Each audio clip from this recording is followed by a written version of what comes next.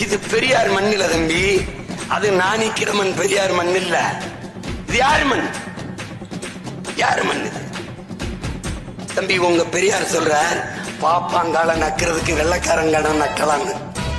ஏன் அவன் சாட்சு போட்டிருப்பான் தம்பி? இது சூவனுக்கு சாட்சு நக்கிற பரம்பரை இல்ல. வெள்ளைக்காரன் நீ ஆண்டுகொள், சரிவாதி வரியை எனக்கு கப்பமாக கட்டு. யார் நிலத்தை யார் ஆளடா அனுமதி தருவது?